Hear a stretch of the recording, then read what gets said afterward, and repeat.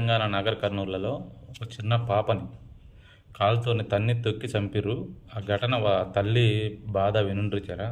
అయితే పైన మల్లన్న స్వామి శివుడు ఉన్నాడు. శివుని కాడికి దర్శనం చేసుకోవడానికి వచ్చినాక కిందికి మేము ఇక్కడ మల్లన్న స్వామి కిందికి గృహ లోపలికి పోతున్నాము. గృహ లోపలికి పోతుంటే నేను, మా అమ్మ, మా పిన్ని, మా ఇద్దరు మర్దల్లో ఉన్నాము. ఉన్న తర్వాత మమ్మల్ని లోపలికి వచ్చినాక మా ముందర ఒక 5-6 మంది ఉన్నారు. ఉంటే ఎందుకు మీరు వాళ్ళ దగ్గర అమౌంట్ తీసుకున్నా లేదు తెలియదు, మా దగ్గర ఉండి మీరు 100 రూపాయలు పెట్టి లోపలికి రండి అని అన్నారు. 100 రూపాయలు దేనికైనా అడిగినాం. అంటే టికెట్ ఉందా, టోకెన్ ఉందా అని అడిగినాం. టికెట్లే టోకెన్లే, నీకు చూడాలనుకుంటే నువ్వు లోపలికి రండి అంటే ఎందుకన్నా అడిగినాం. మీరు ఫస్ట్ దూరం జరుగురు అన్నారు. ఎందుకు దూరం జరగాలని కూడా అడిగినాం మేము. అంటే కిందికి దిగు మాట్లాడి బోసిదాన అంటే బోసిదాన అంటూ నువ్వు కాపను అయితే నువ్వు కాపను మేము కూడా గలీజ్గా మాట్లాడుతావు, నువ్వు కుటవా మేము తక్కువ జాతలు నేను ఎక్కువ జాతలు నువ్వు కట్టు విలువ ఉంటుందని కూడా మా అమ్మ అన్నది. అన్న తర్వాత బోసిదాన పక్కకు జరగాని చెయ్యి మా అమ్మ మీద చెయ్యి పెట్టి ఇట్లా తోసింది. శ్రీనివాసరెడ్డి ఒకరు ఉన్నారు అక్కడ. దొబ్బితే మా చిన్న పాపని మా అమ్మ నేను దొబ్బుతున్నావు అని ఇట్లా అన్నారు. తర్వాత మేము కిందికి వచ్చినాము. మేము ఏడ్చుకుంటే కిందికి వచ్చినాము. అక్కడ 1000 మంది జనాలు ఉన్నారు. ఎందుకు కొబ్బరికాయల రూమ్లో తీసుకోవడానికి ఇష్టం వచ్చినట్టు 2-3 గంటలు కొట్టిరని నాకు కొడుతుంటే మా అమ్మ వీళ్ళు ఆపడానికి పోతే వీళ్ళిద్దరు రూమ్లోకి తీసుకోవాలి ఇష్టం వచ్చినట్టు కొట్టిరు.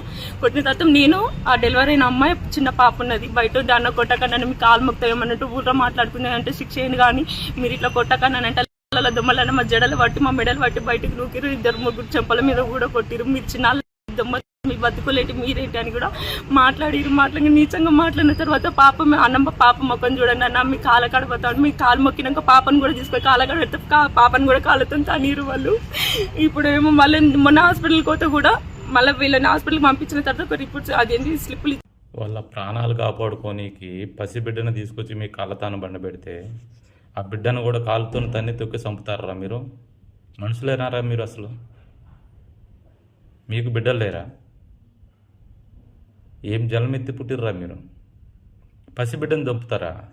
మమ్మల్ని చేతులతో కొట్టిరు, బూతులు తిట్టిరు, చంపడానికి ప్రయత్నం చేసారు. ఐరన్ రాడ్ తీసుకొని కొట్టి చంపడానికి ప్రయత్నం చేసారు. అదేవిధంగా ఈ అమ్మాయి యాక్చువల్ గా మాకు శాఖలోనే తెలుసు, ఎస్సీ కులస్తురాలని తెలియదు. రాత్రి ఈమె ఎస్సీ కులస్తురాలంటే మళ్ళీ SC ST కేసు కూడా పెట్టి మళ్ళీ ఒక కేసు నమోదు చేసి ఈ రోజు ఒక 4 వ్యక్తులు తీసుకొచ్చినాం. వాళ్ళ 4గురిని కూడా రిమాండ్ చేస్తాం. ఈ కేసులో మేము ఇప్పటి వరకు కూడా చాలా ట్రాన్స్పరెంట్ గా ఎక్కడ కూడా చిన్న డీవియేషన్ లేదు. విన్నారు కదా పోలీసు వారి మాటలు. ఆ పసి పాపని కాలుతో తొక్కి చంపిర్రు, అదైతే లేదు అక్కడ కంప్లైంట్లో. అది చదువుతలేడు ఆయన, దాన్ని రాసినట్టే లేదు అసలు. పెద్దవాళ్ళని కర్రలతో రాడ్లతో కొట్టిరంట, అది చెప్తున్నాడు ఆయన. మళ్ళా ధర్నాలు చేస్తే వాళ్ళ మీద యాక్షన్ తీసుకుంటాడంట. వాళ్ళు అక్కడ ధర్నాలు చేసిరు కాబట్టే అంత మాత్రం కంప్లైంట్ అయినా రాసినట్టున్నారు మీరు. అర్థమవుతుంది క్లియర్ కట్గా. మరి చేయకపోతే ఇంకా అది అంతే, ఇంకా పట్టించుకునేటోళ్ళే కాదు మీరు. మేము చేస్తున్నటువంటి ఇన్వెస్టిగేషన్ కు ఆటంకం కలిగించవద్దు.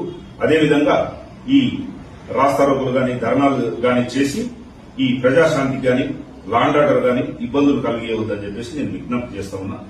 ఇప్పటి నుంచి ఏదైనా చేస్తే మాత్రం అటువంటి వాళ్ళ మీద మీ చట్టపరంగా చర్య తీసుకుంటాం. సార్ 4 పేర్లు సార్ ఉన్నాడు, తర్వాత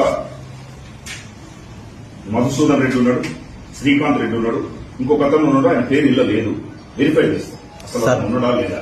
4గురిని స్టేషన్కి తీసుకొచ్చారంట, వాళ్ళ పేర్లు అందులో లేవంట. మరి ఎవరిని తీసుకొచ్చారు మీరు? అక్కడ ఎవరైతే దానికి పాల్పడినారో వాళ్ళ పేర్లు వాళ్ళు ఎంక్వైరీ చేసే కదా స్టేషన్కి తీసుకొస్తారు.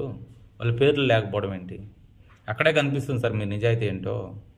వాళ్ళ ముఖాలు చూపించండి బయటికి. ఎవరినో అనామకుడిని తీసుకొచ్చి ముసుకేసి లోపల కూర్చోబెట్టి పేర్లు చెప్తే అయిపోతుందా? అది పేర్లు కూడా మంచిగా చెప్పలేకున్నారు మీరు.